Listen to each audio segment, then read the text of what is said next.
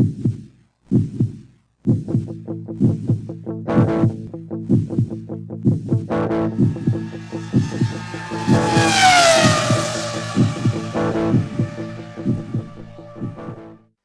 and welcome to the 6th Lights Out Racing podcast for our coverage of the Spanish Grand Prix. Okay, so we'll go straight into the news roundup with the first story we'll be looking at is James Allison leaving Lotus.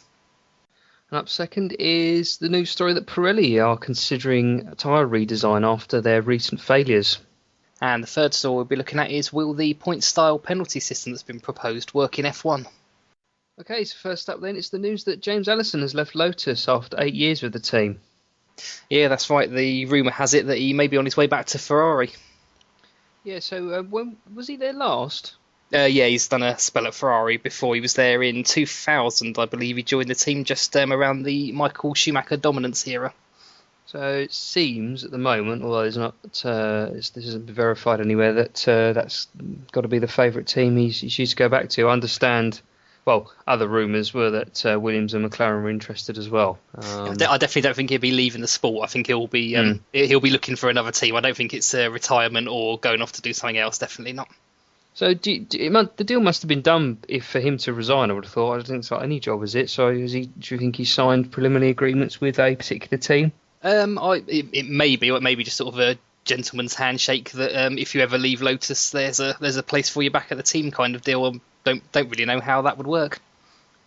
I'm just wondering who he'd replace, etc. Because I understand Pat Fry's the technical director there, so I'm wondering whether he'd work as part of the key lead design team, or whether he would be the lead designer. Yeah, well, I suppose we can look at Mercedes for this. They've got maybe a few different people in different positions, and they've shifted them around to make room. So maybe there might be a place at Ferrari that's maybe not necessarily available at the minute, or sharing roles or doing something different. And until it actually happens and he does sign there, I don't think we really know for definite. Yeah, it certainly seems like it could be a big loss for Lotus, although I presume the base of this year's car is there, and it's shown obviously an improvement from last year. And it's stable as well. They've not jumped one way or the other. They've been very consistent, I think, from year to year. Which when you look at other teams like McLaren, I think that's a very hard thing to maintain, going from the end of one season to the beginning of the next and still being as consistent as you were.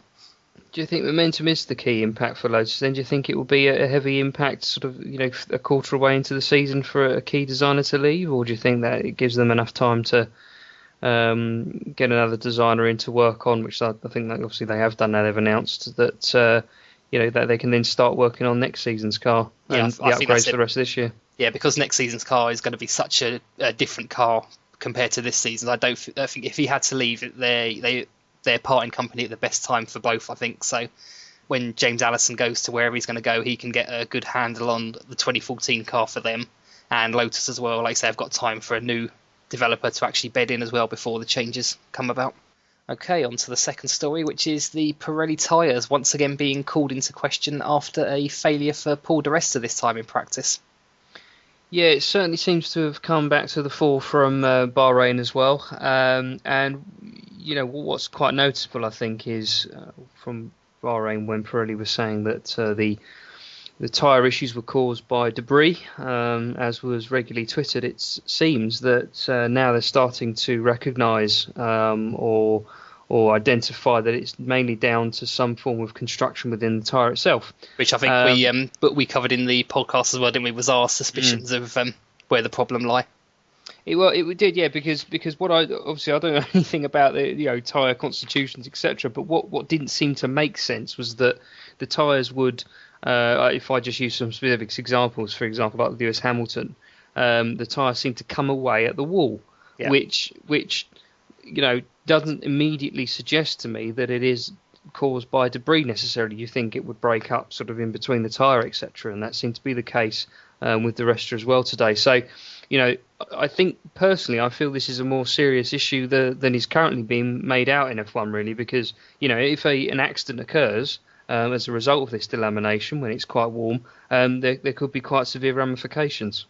Well, that's it, and we've only got to look back not too many years into the not the distant past, few years into the past of F1 when we had the tyre wars between two different manufacturers and cars and teams actually boycotting races. So we might, if the safety fears get too high, we could even be going back to them days.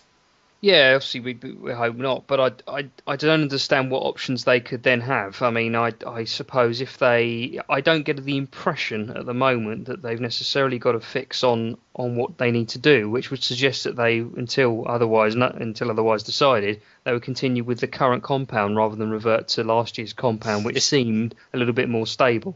This is what I was thinking. I'm not sure it's a compound issue. I think it's maybe something that they've done with the actually the way the tyres have made up, because what Pirelli actually did say at the last for the failures at Bahrain were that the debris in the tyres were causing the tyres to overheat, and that was melting the glue of the tyres. But again, this seems a little bit detached from reality that's going to happen. I don't know how a piece of debris overheats the tyres, so maybe they do have to look at the actual construction of the tyres as opposed to just the compounds. Yeah, it is the rubber reacting in a different way to the glue at a certain temperature, or something like that. But yeah, so I mean, either way, I think they really have to do some sort of call on it. It's not happening to everyone all the time, obviously, because it'd be a complete disaster. But it's getting a bit consistent now when it's getting warm. And looking at the calendar, Monaco doesn't tend to be particularly hot in recent years, so we're looking further into calendar now to see if they can resolve the issue between now and then. Of course, the other question I was thinking of is if they do change something about the tyres, whether it's the makeup of the rubber itself or how it's put together, does that actually affect the life of the tyres themselves? Would that have an impact? Would that start to swing, a particular benefit to another team going forward? If a longer lasting tyre, would that benefit the likes of Mercedes going forward, for example?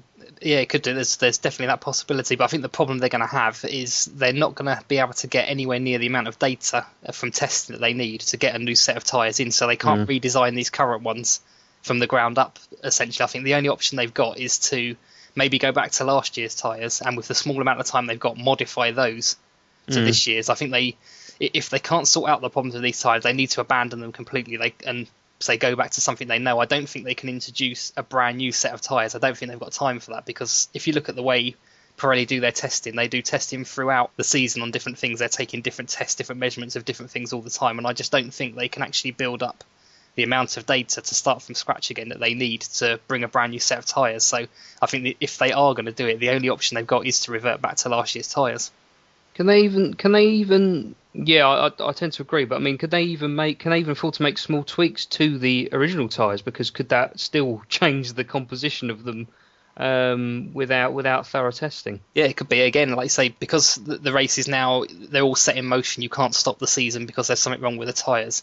It's always going to be a case of making the best out of the situation they've got, and we see this actually in the F1 teams as well, don't we? Like McLaren this week, they brought upgrades to Spain to put on and hopefully bring themselves back into play. But during the practice sessions, it actually looked like some of the upgrades were taking their car backwards, and I think you've got that same possibility with the tyres. They might fix the problem that they don't delaminate, but they might, like I say, just disintegrate within a few laps, or it might have a completely different effect to the one. They might solve the one they're looking at, and it just causes 3 or 4 other detrimental effects. Yeah, well, we certainly hope that the issues resolved more from safety reasons more than anything, and we'll certainly be interested to understand, dependent on what Pirelli actually inform us or rest of the media on exactly what they've actually changed, to see what potential impacts that could have to the races. And I think the problem we've got as well, saying about safety, is that the tyres we've seen delaminating so far, there's been a little bit of warning that they're going. We've seen the tyres coming away.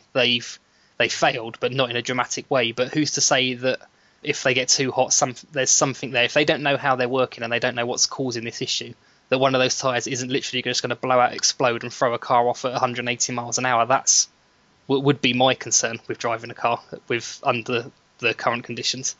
Okay, so third up then is the news that there's a proposal of a points-based penalty system in F1. And we're just wondering whether this is something that could realistically work, really. My thoughts are is that, I suppose it does help to mitigate the consistent deviations or actions that drivers might have over the course of a few races, and that could potentially build up into a larger, more significant ban. But I wonder about how you could essentially prove one way or another if a particular driver is at fault in any given circumstance. I think you'd have to go with the penalties that are dished out on the day. It's pretty much the same as football with the yellow card. You can go back and review the evidence after, but pretty much if you've got a yellow card, you've got a yellow card. So that's where they're going to do it. If they get a penalty on the day, you've got that penalty, and like so it's basically just because at the minute, essentially, once your penalties go down, once you've served your penalty, that has no bearing on the next races. It's thrown out of the book. It's completely disregarded. You've done the crime, you've served your punishment for it, and it's gone. But under this system, what I can see it actually doing is actually bringing in more so of past history into the any future indiscretions that you have on the track. Yeah, I suppose my biggest concern with the fact that it's the points piece is, the lack of points-based penalty system, I should say now, is that I do worry about the decisions being made in the heat of a race, and yes, I understand there's a steward's inquiry, etc. But I think it's very important that once the race is done, okay, I understand it's done, but I still feel there are things that can be done to either punish or relinquish a particular driver after all the evidence has been compiled and you factored in, as you say, some historical evidence as well. I just feel sometimes the decisions that the stewards make at the time obviously have a bearing on the entire season, but then no one seems to really want to or feel it's appropriate to go back and say, well, actually, no, that shouldn't be the case.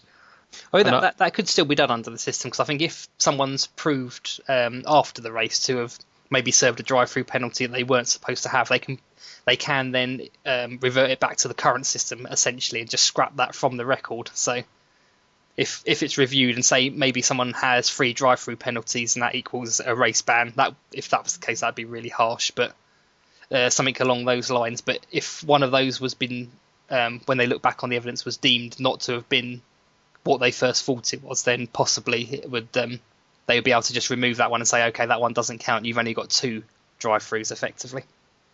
So would they have a grading system based on the kind of altercation that could happen, for example, with a driver? I don't know if you collide with another car, because I suppose the downside to it is that there are so many things and potential variables that could happen in a race. I suppose I used the comparison to football before, where I know there can be variable things there, but a foul is a foul or it's not a foul, for example. And I suppose because F1 is such a technical thing, there are so many variables to consider about whether they could effectively capture all those and assign appropriate penalty points for them. The only way because they've obviously got a penalty system at the minute, the only thing I can think of they go with is, rather than trying to put points to the crime, if you like, they put points to the punishment. So maybe a drive-through penalty for whatever it is worth 3 points, possibly something like that. True. And a stop and go is worth 5, something like that. Depending on the severity of the penalty dished out, you get points. Points are tallied up with the with the punishment rather than the crime. Yeah, so it supports the punishment you're already receiving ultimately to go towards a larger punishment. Yeah, correct. Because basically you're just a bit of a scallywag or whatever, and you need another lesson as well on top of it. Yeah, I think I can see that, because there is a risk with a qualitative based punishments and errors. Against just putting points against it, which could be quite worrying. So if that's the direction they go down, it sounds like it could remove some of the race on race issues that we see sometimes. But I think they would have to be very careful. I would say perhaps a phased introduction would be best to see how it goes and see if it ultimately works. Yeah, definitely. I think like we're saying, the way that they go about it, it wouldn't need to be too drastically different to the system at the minute, because I think personally they do take previous history a little bit into consideration, because I don't think Romain Grosjean would have got the penalty he got for Spa, where he was banned for a race, had he not had his previous ones. But I think if they do put the point system in place, that will be down in black and white rather than in the minds of the stewards. Yeah, I think so. And it just keeps it to the fore, doesn't it, more than anything? And they perhaps can see historical records of the drivers to say, well, okay, will you receive punishment for this, and it's quite consistent. And I think it makes it more black and white as well. It's not left down to someone's judgment, because it's like when they banned Grosjean, did they just say, okay, that was a really bad incident, we're going to ban him for that, or it's like, okay, this is enough. He's had 3 warnings, and we're going to give him that now. Whereas if it's set in stone, no one has to make a judgment call on it. It's just when you get to a certain point, you get it as part of the rules, and there's nothing to there's no argument to be had in that. Once you get there, that's it. It's like, again, in football, you get 2 yellow cards. You can't say, well, I didn't really deserve that yellow card, so I don't get a red one. You get 2 yellow cards, you're going off the pitch, and that's just the way it is. There's no, if again, you could have it really serious, you can get a straight red card. They could still do that. It doesn't have to be built up, but it just gives it more, I would say, more of a structure to it. But I think it also gives opportunity, though, for saying, okay, well, if you get a particular occurrence of a particular punishment, I don't know, so like stop-go penalties. If you get a certain amount of stop-go penalties, you get X, you get this kind of punishment. If you collide with another car and it's your fault under these circumstances more than twice, or then that's a certain amount of points, and you hit those amount of points, you then get this type of punishment, perhaps. I don't know. Perhaps I'm overcomplicating it, but that might be an option they could take. I reckon they could look at it, but I don't think they would opt to do it, because that would just be so much more extra work involved in working out what people were doing actually during the race. They wouldn't be able to hand out the penalties, because I think these just have to go. Well, the way they're looking at it, I think, is that they want to tie it to the penalties. They'll make all the same decisions they make now, and the point system will be basically moved on to the next race. They won't be thinking about the points while the current race is going on. Right. So they'll just hand out the penalties as they would, whether it be drive-throughs, stop-and-go penalties, whichever they decide. And then later on, they'll all be added up in the background, as opposed to, they won't work out the points as the race is going on, I don't think. Well, we'll certainly see what the decision is. Do they have an indication of when they might make that, or is this something towards into next season that they might look into? From what I've read, it's kind of an ongoing thing. There's different ideas being put up and sort of moved around and discussed, and different things being put on the table all the time for maybe we could do this, maybe we could do that. But the one thing I've not seen or read anywhere is any kind of date as to when they'd be looking at doing it. Okay, and on to our prediction section now. I'll start by asking Carl, who do you think is going to be on pole? I'm going to go with Sebastian Vettel. I think I'm going to put my faith in Adrian Newey helping to bring the raft of upgrades that are going to help them keep up with the Ferraris and the Lotuses in terms of race pace as well, but also for the qualifying piece as well, and to also try and match the Mercedes, I should probably say as well. I think that I think what they're going to do is, I think they're going to keep their cards very close to their chest in the first couple of qualifying sessions that they normally do, and I think they're going to come out with quite a fast lap. There's quite a lot of fast cornering and a couple of slow corners in the track as well. So I think that helps the Red Bull. Certainly benefits better than other races such as China with lot larger straights. So yeah, I think he'll just about edge the qualifying pole. Okay, and who have you got for your winner? Okay, I've Alonso for the race win again, but DRS problems pending. I think I'm banking on that he's going to have the tyres ahead of the Red Bull still. So similar reasons of why I think Alonso is going to do the race like Vettel was going to do pole, in the sense that I think they're the 2 top cars, with Lotus very close behind and Mercedes. But I just think he's got the crowd behind him. Hopefully he'll get a good start off the grid, and I think that's what'll see him through at the end. Okay, so it's now my turn to ask you, Tony, who you think's going to be on pole? I'm going to go for Sebastian Vettel, I think, for pole on this one. And the reason that I'm going to pick him is, again, pretty much similar reasons to what you said. There's no long straights here where they're going to be out-dragged, or they're going to be able to come a cropper because of their extra downforce that they carry. So a lot of twisty corners, a couple of sloping corners. So yeah, I think the extra downforce that they bring is going to put that car ahead of the others. Who do you think's going to win the race? I'm going to have to say Vettel again, I think, and pretty much for the similar reasons. I can see this being one of those races where he just edges out in front, gets out of DRS range, just keeps it there, and no one can challenge him from there, I don't think. So you're going for Vettel's, as you say, going to stretch too far ahead too quick, banking on Alonso having a good enough start to stay with him. Yeah. I think Alonso's definitely going to be up there. I'll be very surprised if Alonso's off the first 2 rows of the grid. So he might jump him at the start and he might get him, but I think Vettel's probably just going to edge it and just going to keep it, I think. Okay, so into the qualifying roundup section now. Because it was a pretty quiet qualifying, we're just going to give a quick summary of each qualification session. So into Q1, we had Lotus setting the early place with Raikkonen and Grosjean. We then had Alonso's Ferrari, them taking the top spot. For then Hamilton coming out of nowhere, effectively, quite surprisingly, easily topping the Q1 time charts. So effectively the disqualifications from that round were position 17 was Valtteri Bottas, P18 Pastor Maldonado, P19 Guido van der Garde, 20th Jules Bianchi, 21st Max Chilton, and at 22 Charles Pic.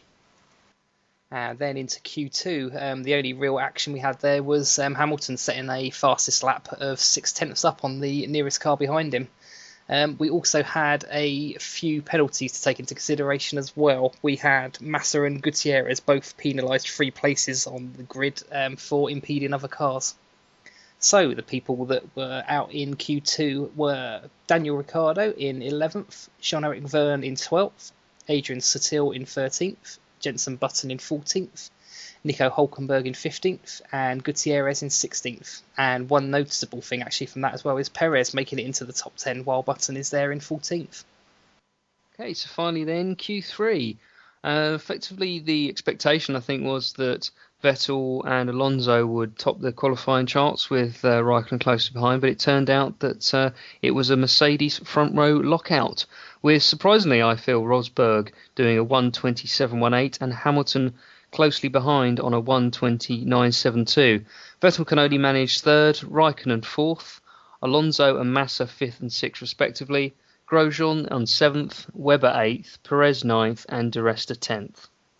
Yeah, I think I just want to speak up a little bit on that one as well, and I think it really was completely out of the blue. I don't think anyone expected either of the Mercedes cars to be anywhere near the front there. Yeah, they sort of, for some reason, although it's easy with 2020 hindsight to say that they've had 2 excellent qualifying sessions previous, and why wouldn't it happen again? I think the challenge here is that the Mercedes is very quick when the tyres are warm and they've got the grip. I think the big question will be about whether they can actually convert it into race pace tomorrow. Yeah, but I think that's what we've seen. That's the story of their season, really, isn't it? It's blisteringly quick in qualifying and then just falling away in the race. So, like say, tomorrow, qualifying is one thing, but the race is something completely different. So that'll be the real story of where they're going this weekend. I mean, potential saving comfort is that they've been concentrating a lot in practice on tyre wear monitoring, etc. Now, whether that was a data gathering exercise or that they were, trying to resolve the issues, or a bit of both, perhaps, we don't know. It certainly doesn't seem like they're confident that they've necessarily cracked it, but you could say that they're just sandbagging, as it were, until the race. I would personally, because of the 2 drivers haven't yet won races, I'd like to see one of the 2 win a race this season and show that the Mercedes can make the tyres last, and we've actually even got another front runner potentially for the season. It's going to make it more exciting, because I'm a bit concerned that Ferrari and Red Bull are there and Lotus is just behind, and there's no one really actually looking to challenge them in terms of race results going forward. I think from my point of view as well, the way I'm looking at it at the minute, I think Mercedes for this race are a bit of a wild card as well, because we don't know how their tyres really handle in just normal conditions, because we've had very hot conditions, rain, humid conditions so far. I can't think of a race where the conditions were just normal, no rain and just a reasonable temperature. So it'd be interesting to see, now that all the teams have settled into the season as such, coming back to a slightly cooler track than we've had before. They may do better than people expect them to. So again, it's just a waiting game to wait and see how they do in the race. So that will take us into the race, and the first and probably most noticeable point we'll be looking at is the Mercedes and their complete tyre collapse.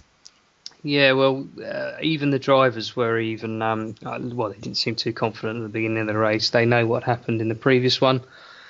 They'd done a lot of, I think they tried to do as much race trim testing in practice to try and understand the tyres. And I do remember one of their engineers saying, our degradation looks like they're roughly the same as the others. Do you kind of get the feeling with this, though, that they're, sorry to cut in, but do you kind of get the feeling that they may be overcompensating in other areas to try and claw back a bit of tyre sustainability? Well, I don't know, because you then have a slower qualifying as a result, and they're not. They're still And I equally mean, as quick in qualifying. I mean more that they're trying to save it from somewhere else, or they're trying to change their setup maybe, and it's hurting their tyres in a different way. Maybe they were a bit hard on the tyres all round, so they've moved it to try and save it, and they might have saved a little bit on the front, and now it just destroys the rear tyre, something like that. So maybe, what I'm saying, is it a balance problem, do you think, or is it just inherent that this car eats its back tyres no matter what they do to it? Well, I've got a suspicion that it may have something to do with the active suspension. I mean, no other car on the grid aside from Mercedes seems to have such an acute problem, and I think it's either, as you say, it's either something to do with either with the balance, or it's something to do with this. I don't know if that's the right word, the active suspension, but there's a very unique suspension mechanism that Mercedes are carrying, and I think that's probably it could have something to do with the way the tyres just react to the car under different pressures. I think one other theory I've read as well, and something that's come up from sort of time and time again to saying something that it may be around this issue, is the fact that they might not use their co-anda exhaust, blowing out the exhaust gases as efficiently as they could, and maybe that's actually blowing onto the tyres too much, and because of obviously the increased temperature of the exhaust gases, that's overheating their tyres very quickly, which would explain why they get up to temperature very quickly, but then subsequently then just eat the tyres because they're overheating them basically. Well, if that's the case, it sounds like it's pretty terminal. It's pretty terminal for the car, unless they can make any major chassis design redesigns, which I don't think they can in the middle of the season, can they? I think they could probably just about get away with it. I think Lotus last year started off with a different exhaust and then abandoned it, went back to what they had. McLaren definitely did, but I know they abandoned it, I think, earlier, so they abandoned it in the testing phase, and maybe I think got rid of it for the first race. But I think the problem again with this is, like we said earlier about changing the tyres themselves. If you're making that much of a redesign, you might solve the problem you've got and bring yourself 3 more problems in other areas.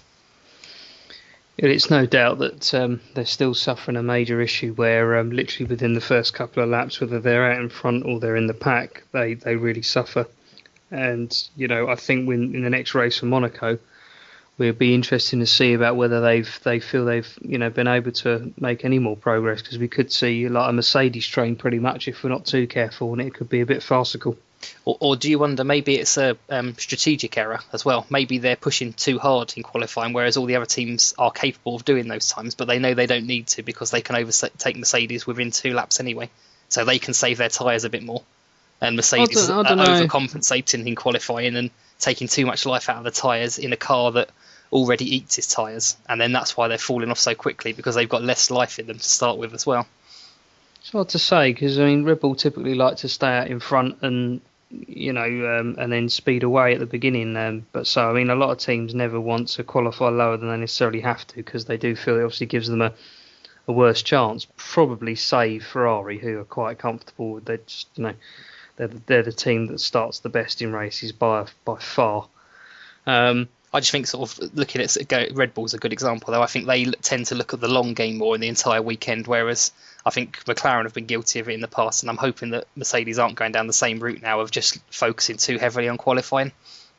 Yeah, absolutely. I think it's we'll have to see. It's hard to tell, but I think once we've seen the next couple of races, we'll see about whether it truly is terminal, because I don't get the impression now that they've got a fix or not an exact idea on exactly what it is, because they'd solve it. So it's suggesting that it's something that could be problematic throughout the rest of the season, and something they have to prioritise.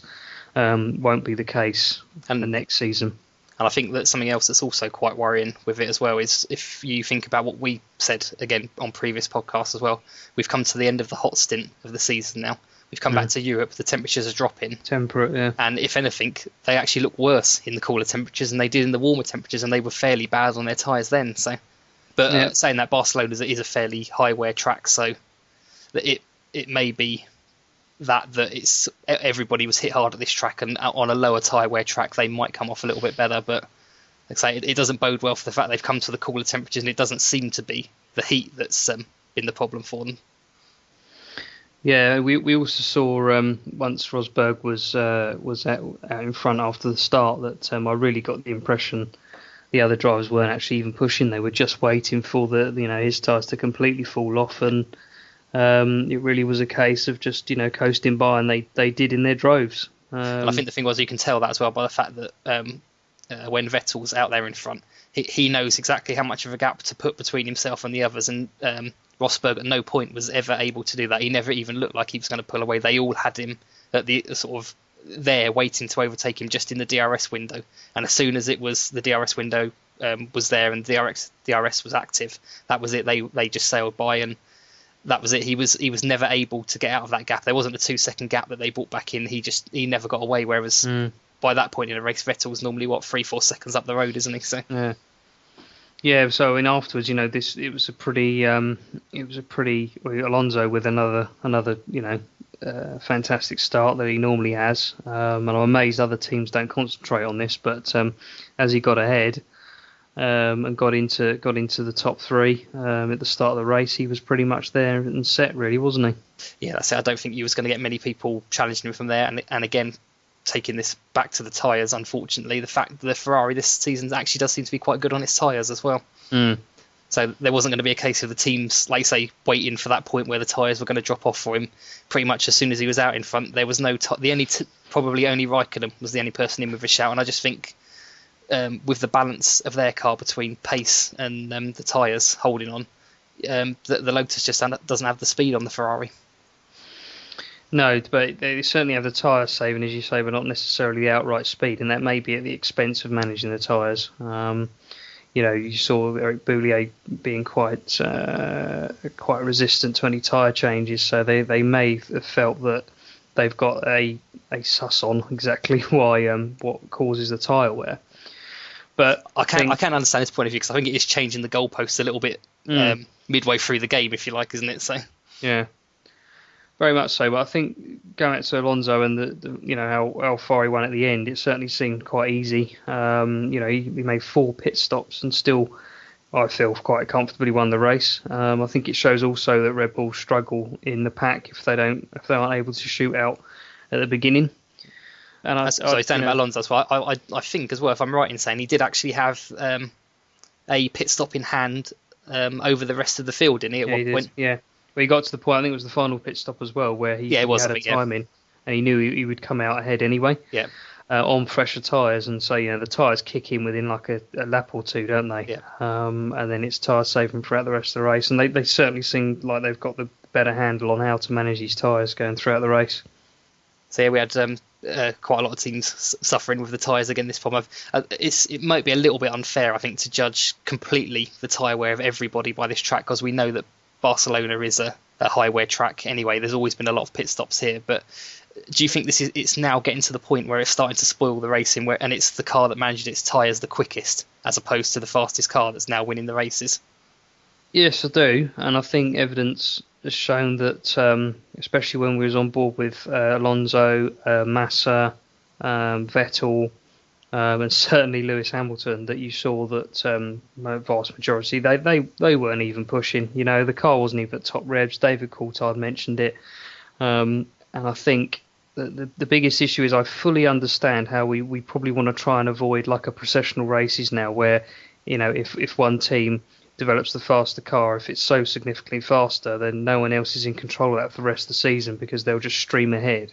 Yeah. But I do feel we've discussed this at length in different podcasts where you mentioned a situation, can't remember what podcast it was, where the tyres probably should be going more towards depending how hard you drive them for a certain amount of time in the race, that's the life of the tyres gone. But you can choose how long that lasts. Yeah. Here it seems time delimited more than anything as to how long these how much optimum grip these tyres have got, which is crazy, really. And I think as well, sort of on that point as well, it's hard to put.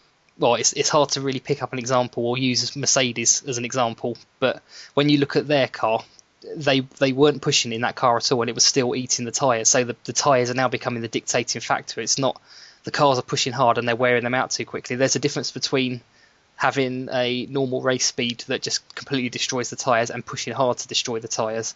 And that's I think the balance has gone, well, it obviously has gone too much the other way. Cars are not pushing and the tyres are still disintegrating. They should be the the tyres should be going off a lot quicker once the teams start to push, not just a normal race going around, like say where the revs are turned down, the cars aren't pushing, but they're still going off at an alarmingly quick rate. And this is the problem that we saw from Lewis Hamilton as well. He was saying, I can't physically drive the car any slower, and it is still churning up the rear tyres, and they are still going off really quickly. And to me, there's no form of racing in that. That's just a exercise in tyre management then.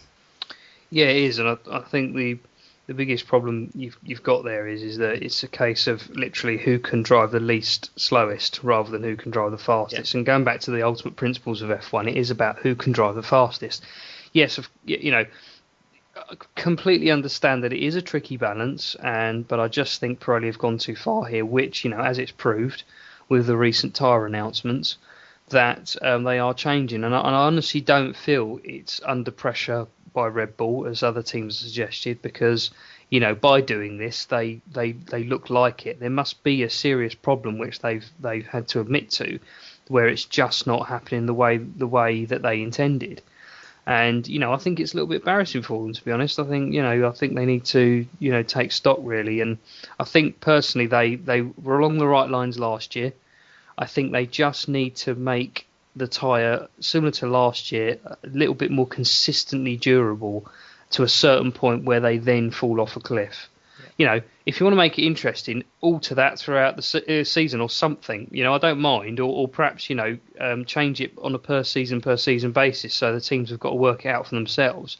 But as you say, I don't think you can have tyres wearing out on a time delimited basis. That's it. As to how long they've been, how much traction they've had on the road, rather than how hard they've been pushed. I think the problem is that's not an exact science either as well, because every track is different. So unless you make a set of tyres for each track, you can't simulate what the tyres are going to go through at that track. You can have a kind of rough guess, which is obviously why they have the different grades of tyres from the soft to the hard, but you can't simulate the wear that's going to go through. So in my mind, what I would really like to see is they build the best possible tyres that last the longest, and the drivers that are capable of driving harder can drive 100% flat out, and it is that factor that they're driving 100% flat out that wears those tyres out quicker. That's yeah. I know that might sound really simplistic and like I'm living in an ideal world for wanting that, but I don't see what the problem is with trying to achieve that, just making the best tyre they possibly can.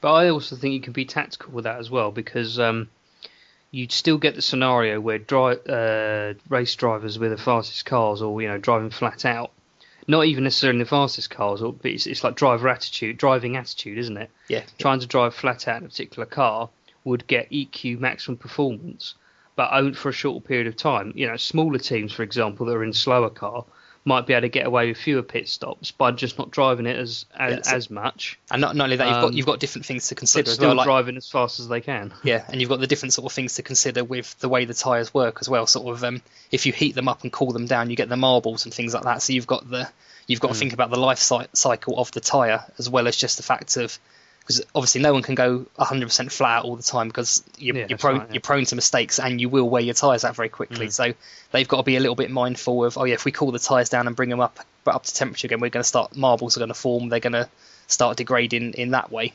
And again, you've got the other thing as well of going to hot tracks, you'll get the heat degradation on the tyres as well. So there's still a lot of factors in there. It seems like Pirelli are introducing artificial factors into it, which I don't think they need to do. I think that there's enough variability, isn't there? Yeah, that's it. I just think just in out and out racing, there is enough changeable factors in there that you can use the tyres as a strategy. You don't.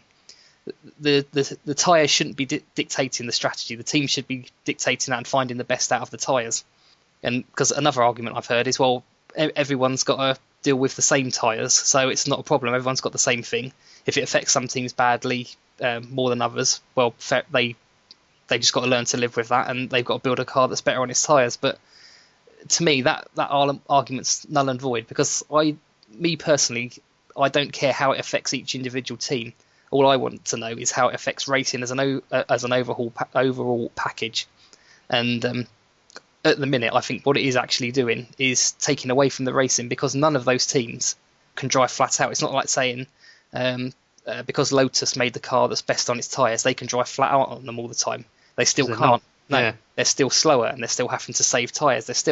They're better at managing it, but they haven't built this perfect car that manages the tyres well. And that factor, that's where the tyres start dictating and the teams are taken out of it. And this is what I think is becoming too much of a factor now.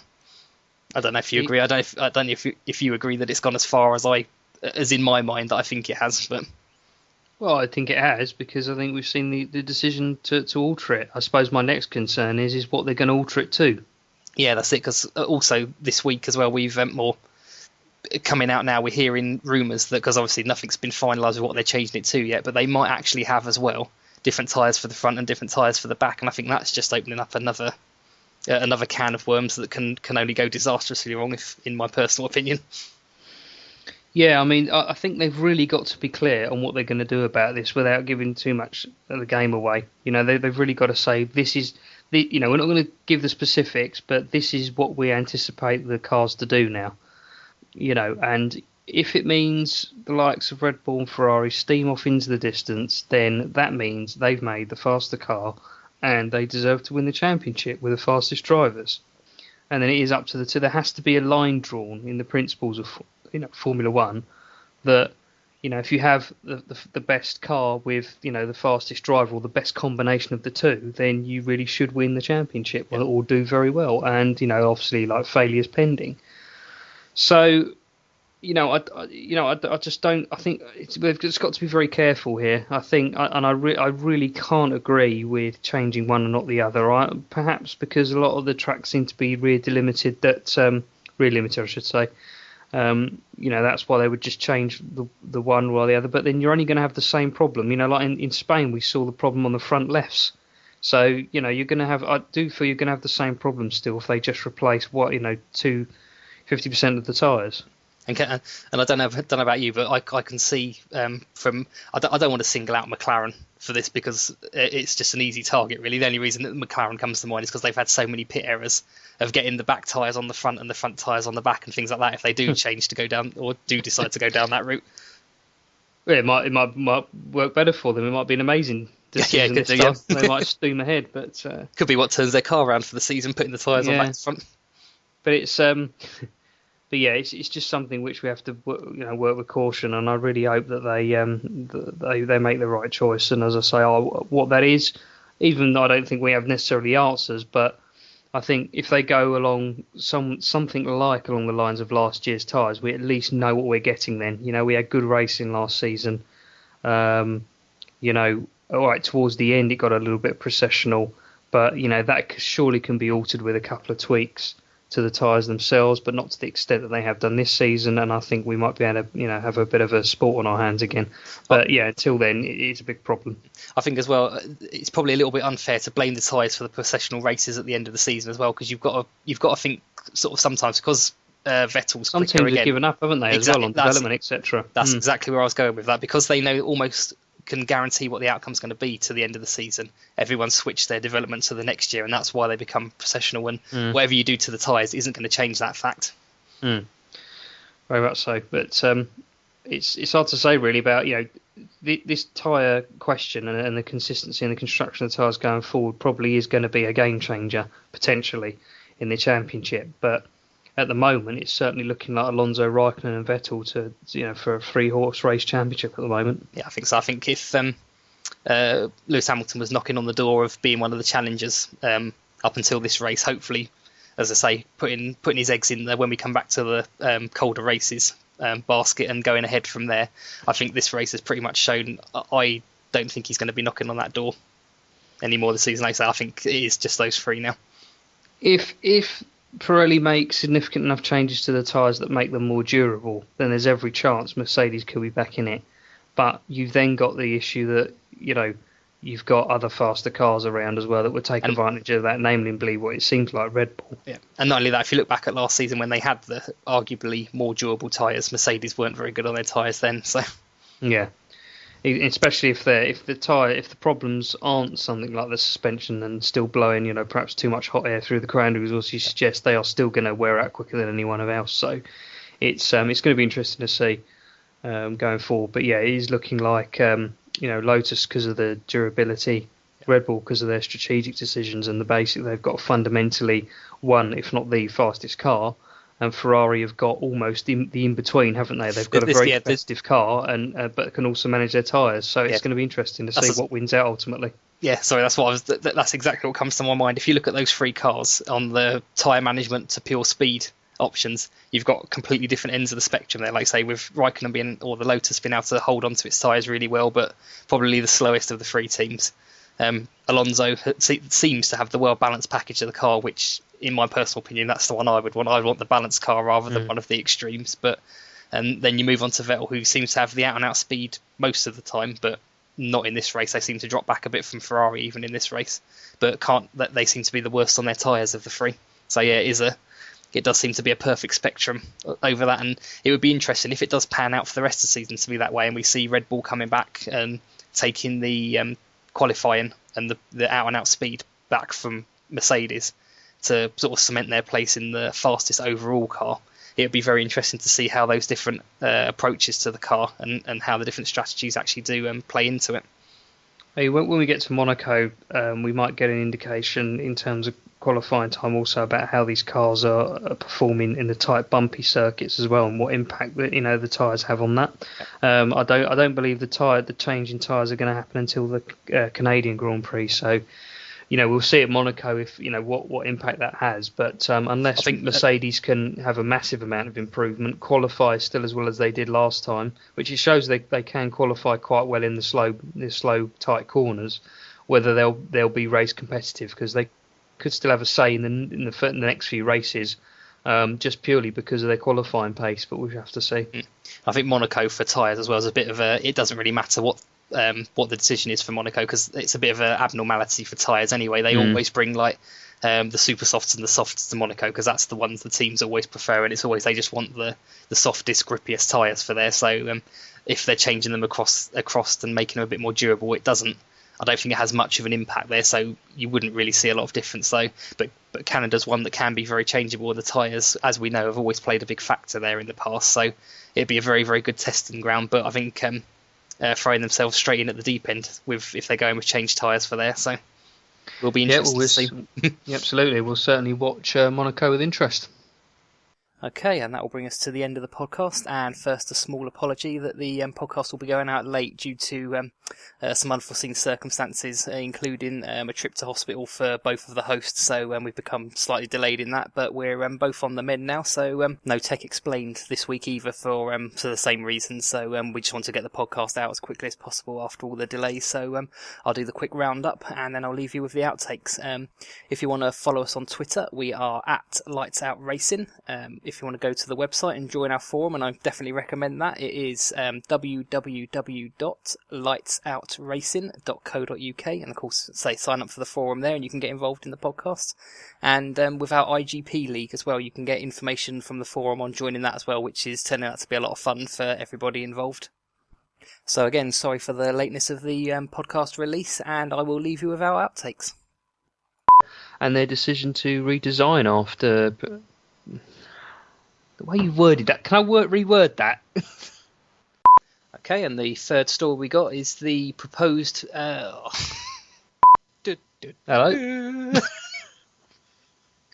So, yeah, was that a short enough introduction? And next up, it's the Pirelli... it's my turn now. Okay, so first up then, it's the news that James Allison has left Lotus after 8 years with the club. You freak, I'm such